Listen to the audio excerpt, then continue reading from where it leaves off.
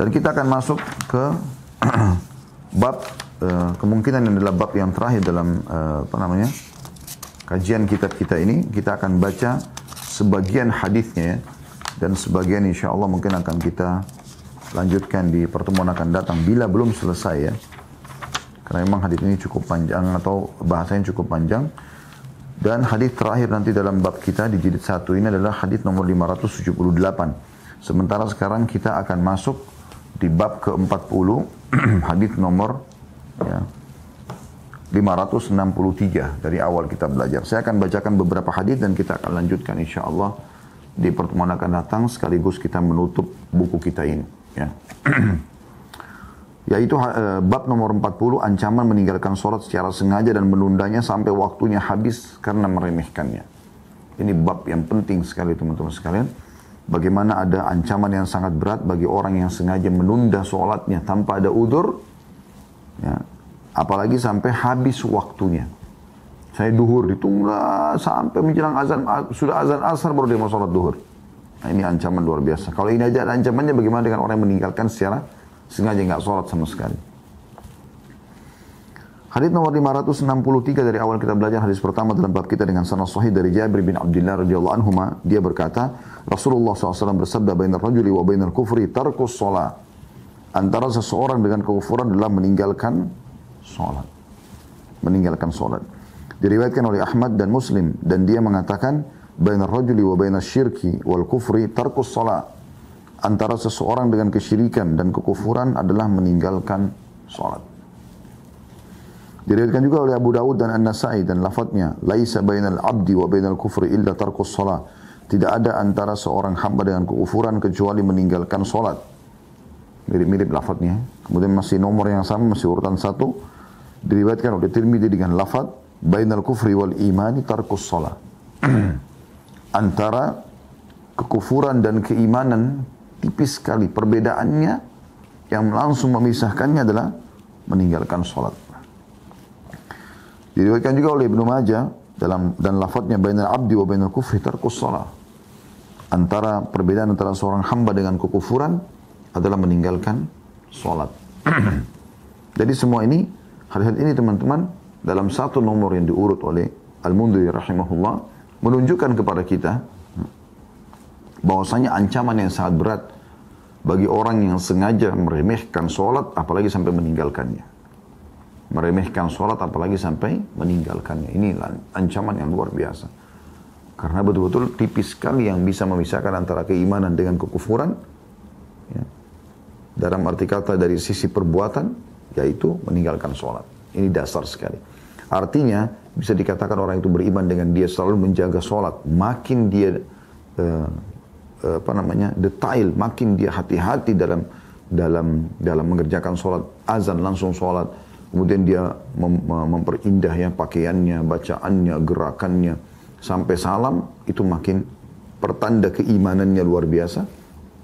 Makanya pernah ada seorang sahabat dulu di sisi Nabi SAW, kemudian dia melihat ada sahabat yang lain sholatnya luar biasa, khusyuk luar biasa, tumakninah, tenang sekali.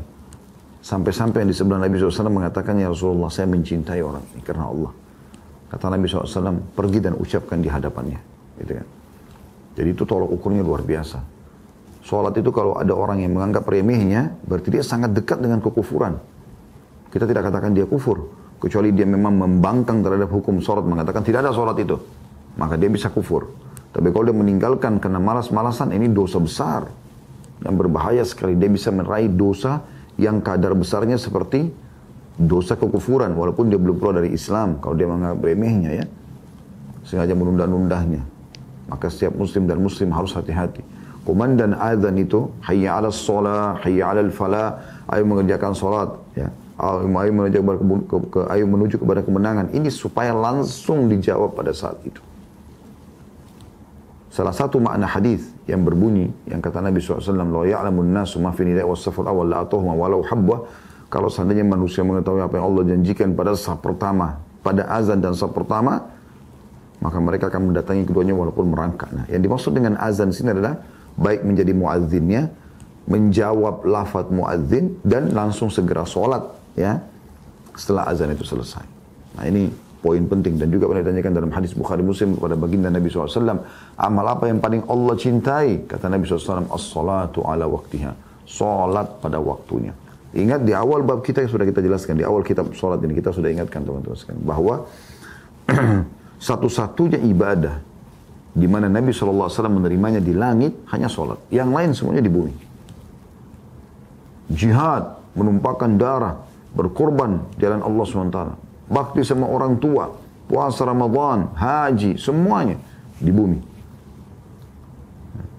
Tapi salat, Nabi SAW melakukan perjalanan yang luar biasa, Isra dari Masjid Aqsa ke Masjid dari Masjid Haram Mekah ke Masjid Aqsa, kemudian Mi'raj ke langit, melihat keajaiban kerajaan langit, kemudian menerima perintah salat tersebut, saking pentingnya. Makanya dalam awal juga, masih ingat awal-awal kita belajar kitab salat ini ada hadis mulia yang kata Nabi SAW, awal amal dihisab dari seorang hamba pada hari kiamat adalah salatnya. Kalau salatnya bagus, maka beruntunglah dia. Riwayat lain, dia telah selamat dan akan membantu amal-amal yang lain.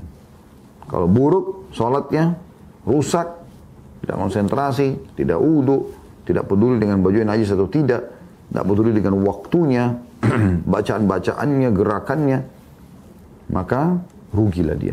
Bahkan dalam riwayat ini mengganggu amal-amal yang lain. Maka hati-hati teman-teman sekalian. Apa untungnya Anda sudah meluangkan waktu, energi, lalu Anda tidak konsentrasi dalam sholat? Lalu apa manfaatnya sholat tersebut? Cuma gerakan? Cuma store kewajiban? Anda pikir Allah butuh dengan sholat Anda? Allah tidak butuh sama sekali. Allah subhanahu wa ta'ala tidak butuh dengan sedikit pun dari amal kita. Demi Allah, Allah tidak butuh. Kita yang butuh teman-teman. Ini buat kita. Lalu kenapa kita nggak konsentrasi? Ya, ini penting. Hadis yang kedua dalam bab kita ini, nomor 564. Dan ini urutan 2 di bab kita dengan sanad sahih dari Buraidah radhiyallahu anhu. Dia berkata, aku mendengar Rasulullah SAW bersabda, al-ahdu alladhi bainana wa bainahum as-salah, wa man taraka faqad kafar. Perjanjian antara kita dengan mereka adalah salat. Maka barang siapa yang meninggalkannya, dia telah kafir. Hadis riwayat Ahmad, Abu Daud, An-Nasai, Tirmidzi, dan dikatakan hadis ini hadis hasan sahih. Ya. Jadi kesepakatan antara muslimin dengan keislaman dia sendiri sebenarnya adalah salat. Kalau ditinggalkan salat, maka bisa sampai pada kekufuran. Ya. Di sini rincian para ulama adalah kalau ada orang meninggalkan salat jahdan, bangkang, nggak ada salat itu, maka kufur. Mutlak. Dia kalau tobat harus syahadat lagi. Tapi kalau dia tinggalkan salat, ya, takasulan, malas-malesan, ya, maka ini hukumnya ditakzir, diberikan peringatan-peringatan keras, tegas. Nggak boleh main-main soal masalah ini.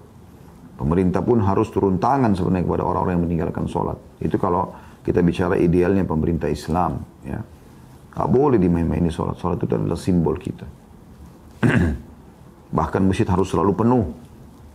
Dimotivasi para muslimin untuk menghadiri masjid ke rumah Allah subhanahu wa ta'ala.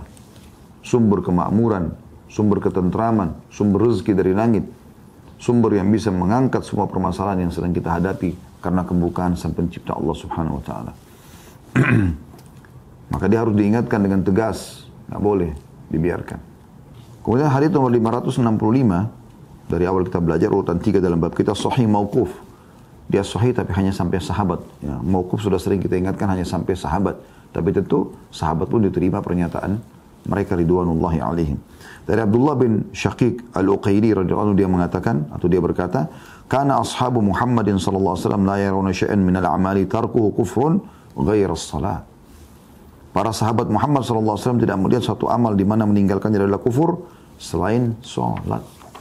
Jadi kalau ada orang yang sudah tidak sholat, maka mereka anggap ini orang kafir. Artinya sikapnya sikap orang kafir. Walaupun tadi ada rincian saya bilangnya, ulama masih merincikan lagi.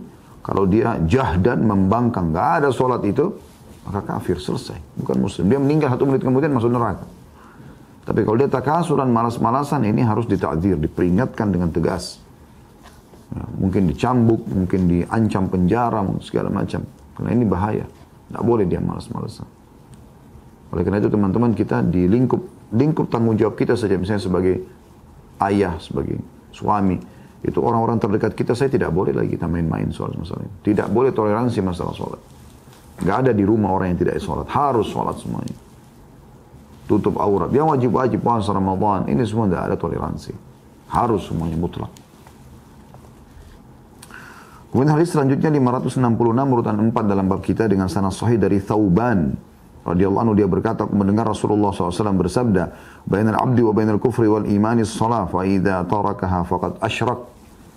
Antara seorang hamba dan antara kekufuran dengan keimanan adalah salat. Jika dia meninggalkannya maka dia telah melakukan kesyirikan. Ya. Jadi dianggap orang ini telah membuat menyekutukan Allah dengan makhluk yang dia dahulukan meetingnya, pekerjaan yang lain. Padahal sebenarnya Allah sudah panggil dia. Seakan-akan Allah setara dengan dia. Ini nggak boleh. Tidak ada teman-teman. Biar meeting miliaran, biar kegiatan sepenting apapun, azan, sholat, selesai. Nggak ada negosiasi pada saat itu. Mungkin itu sholat terakhir Anda. Saya sering ingatkan diri saya dan teman-teman sekalian. Anggap amal yang kita sedang kerjakan sekarang adalah amal terakhir kita. Saya baru dapat berita tadi, subhanallah, tetangga kami, semoga Allah ampuni beliau, selalu bersama dengan kami di masjid, meninggal tadi sebelum Jumat. Begitu mudahnya. Sebelumnya si fulan meninggal, sebelum nanti lama-lama kita juga mendengar nama kita saja meninggal. Tiba-tiba sesaat itu, semoga Allah panjangkan umur kita di atas ketaatan dan menutup kita dengan keimanan dan amal soleh. Banyak orang lalai dengan masalah ini. Sholatmu penolongmu, wahai saudaraku. Maka lakukan yang terbaik dalam sholat tersebut.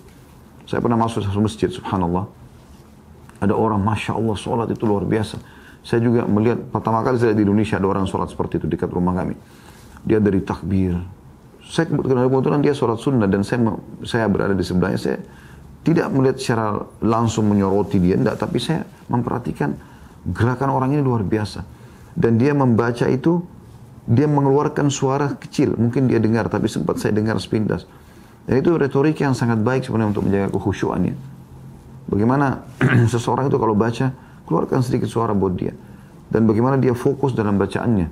Iftitahnya, al-fatihahnya, surahnya, doa, ruku, doa itidal. Dia tersibukkan dengan itu. Sehingga tidak ada celah untuk membuat syaitan membuatnya mengkhayal.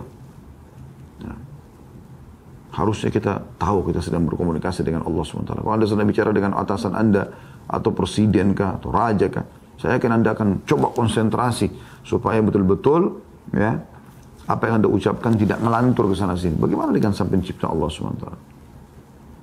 Kita harus selalu memohon kepada Allah SWT, teman-teman, supaya kita memberikan nilai yang baik terhadap sholat kita itu. Kemudian hadis selanjutnya 567 urutan 5 dalam bab kita, Hasan di ghairihi, dari Abu Darda radhiyallahu anhu, dia berkata, kekasihku mewasiatkan kepadaku, la tusyrik billahi syai'a wa in qutti'ta aw hurrikta wa la tatruk salatan maktubatan muta'ammida wa man tarakaha muta'ammidan faqad bari'at minhu dhimma wa la tashrabil khamra fa innaha miftahu kulli syarr. Hadis ini Hasan di ghairihi, menjadi Hasan karena dikuatkan dengan riwayat lainnya. Terjemahannya, kata Nabi Abu Darda mengatakan, Rasulullah wasiatkan kepada dia, janganlah kamu menyekutukan Allah dengan sesuatu, walaupun kau dipotong-potong atau dibakar. Ini wasiat pertama, ini pelajaran pertama kita dari hadis. Saya langsung masuk saja ke penjelasannya. Jadi kalaupun kau harus dibunuh, di sini dua contoh ini, perkataan Nabi SAW, qutti'ta au hurikta. Kau dipotong-potong, dicincang-cincang, ataupun kau dibakar hidup-hidup, tetap jangan sampai kau berbuat kesyirikan. Jangan sampai mempartnerkan Allah dengan sesuatu. Nggak boleh. Dalam sebuah riwayat pernah, kata Nabi SAW, ada seseorang masuk ke surga karena seekor lalat, dan ada yang masuk neraka karena seekor lalat. Lalu Nabi SAW gambarkan, ada dua orang melewati satu kaum, yang kaum itu sedang menyembah berhala, ya, selain Allah Subhanahu Wa Taala. Dan tidak ada orang yang lewat di perkampungan itu, untuk negeri itu, kecuali mereka selalu menyumbang sesuatu buat berhala mereka. Maka yang terjadi, teman-teman sekalian, yang pertama adalah disuruh menyumbang karena dia takut dibunuh. Kalau dia tidak menyumbang, maka dia menyumbang seekor lalat, maka dia masuk ke neraka karena dia berbuat kesyirikan. Tidak boleh menyembelih atau berkorban untuk selain Allah Subhanahu Wa Taala. Kalau dia tidak punya kecuali lalat, dia nyumbang lalat, maka masuk neraka gara-gara lalat. Lalu ada satu orang, ya, Disuruh menyumbang, walaupun saya keluar dia tidak mau. Sampai dia dibunuh, akhirnya dia masuk surga. Bagi seorang muslim, akidah nomor satu. Walaupun harus mati, dibunuh, dibakar, disiksa, pokoknya tidak akan pernah mengubah Islamnya. Ini pesan Nabi SAW yang pertama kepada Abu Darda. Ingat, jangan pernah sampai melakukan kesyirikan kepada Allah. Jangan partnerkan Allah dengan makhluknya. Kemudian yang kedua adalah, wala tatruk salatan maktubatan muta'ammida. Faman taraka muta'ammidan faqad bari'at minhu dhimma. Dan jangan pernah kau tinggalkan sholat wajib dengan sengaja. Lupa, tertidur, itu lain. Atau dia punya keringanan, dia jamak, musafir misalnya. Dia takhirkan, dia terlambatkan, mungkin. Barang siapa meninggalkannya dengan sengaja, maka jaminan Allah telah terlepas darinya. Setiap saat dia bisa kena segala macam mara bahaya. Dengan hanya meninggalkan sholat. Ini inti bahasan kita. Kemudian kata Nabi SAW wasiat yang ketiga kepada Abu Darda radhiyallahu anhu, wala tashrabil khamra fa inna miftahu kulli syarr. Dan jangan pernah kau minum khamr. Khamr semua kullu ma yukhammirul akal, semua yang bisa membuat akal keluar dari jalur normalnya.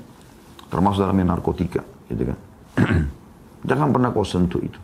Karena dia adalah kunci semua keburukan. Khamr semua kunci keburukan. Kalau ada orang disuruh berzina, mungkin dia tidak mau untuk memerkosa. Kalau dia masih normal akalnya. Disuruh membunuh, mungkin dia tidak mau. Tapi kalau disuruh mabuk dulu, kalau dia sudah mabuk, dia bisa membunuh, dia bisa memerkosa. Miftah atau pintu keburukan. Seorang muslim tidak pernah kenal mabuk-mabukan. Subhanallah, secara rasional. Setiap orang masuk ke dokter, ya, kalau ada orang mengeluh penyakit, dokternya tanya, merokok? Tidak. Merokok atau tidak? Kenapa rokok ditanya? Pasti ada sesuatu yang buruk dalam ilmu medis juga, ilmu pengetahuan. Ya, kedokteran yang memang untuk kesehatan manusia yang Allah mudahkan. Minum alkohol enggak? Ditanya itu. Kalau ini dua, subhanallah, tidak dijawab. Tidak, oh tidak. Dokter suruh naik di atas ranjang. Coba dicek. Tapi kalau ada orang, iya memang saya merokok, memang saya minum alkohol, memang saya minum yang, ya, apalah, ya, soda misalnya. Tapi ini yang dua ini ya, khamr dan merokok, maka dokter kadang-kadang udah tahu nih sumber penyakitnya apa. Ya. Jadi subhanallah sudah dilarang itu. Dalam hadis Nabi alaihi salatu wassalam.